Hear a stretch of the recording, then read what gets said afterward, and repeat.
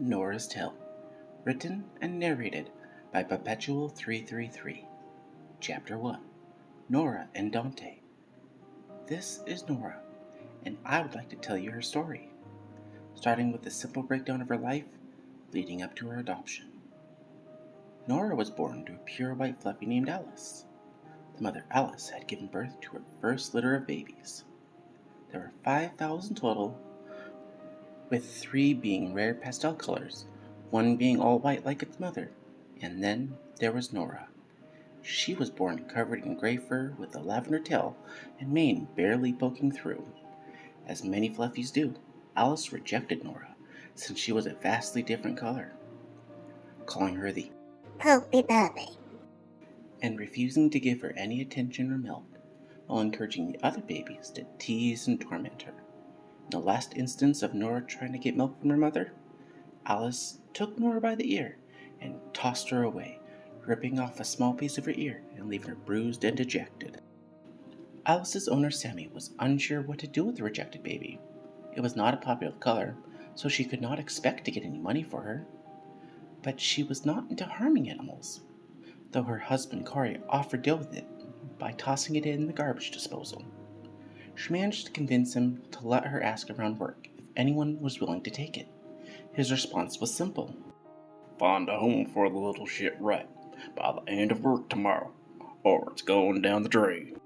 Enter the new daddy. I really don't know what to do with the little shit. Sammy complained to another employee on the other side of her cubicle. In response, Rhea shrugged and replied, Could just let Corey toss it in the garbage disposal. One less shit rat to deal with.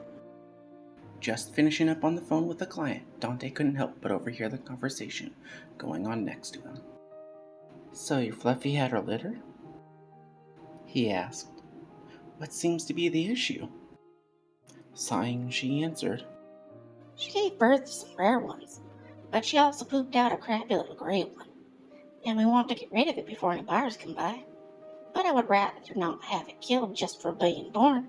Know what I mean? Not gonna sell it? Dante asked. No one wants a crappy little gray fuck. Hell, if anyone here wants it, they can have it for free for all I care.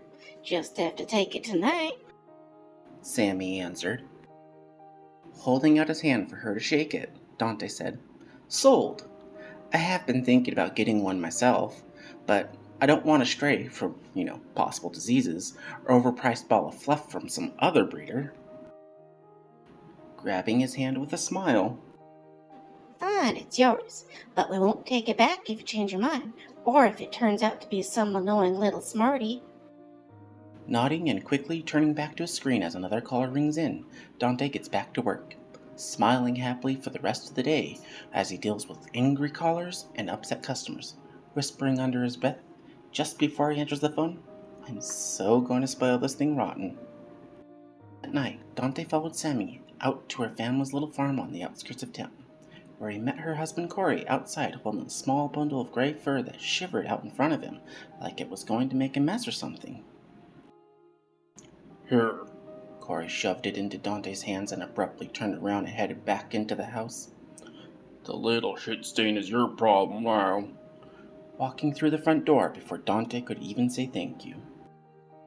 Sammy offered a polite smile and shrug. Sorry, he wasn't happy about having to give one away for free, and was looking forward to putting it in the garbage disposal. Hope you'll forgive him. He had a rough childhood. Before she followed Corey into the house, softly closing the door as she waved goodbye to Dante. Looking down and holding the small shivering creature close, Dante spoke softly. Don't worry, little one. I won't let anyone hurt you. Now let's get you some supplies at Fluffy Mart. Making sure he kept it warm and close, Dante took off carefully down the road, glancing down from time to time to see its shivering slowly fade away. Comfortable and relaxed now, Dante was surprised when about a block away from its old home, it started whining and chirping loudly, moving around frantically as if searching for something or trying to run away from something. Dante slowed down and continued to speak softly. It's okay, little one. You're safe with me. Though the chirping only grew in volume and pace, causing Dante to pull over to the shoulder of the road as he tried to figure out what was wrong.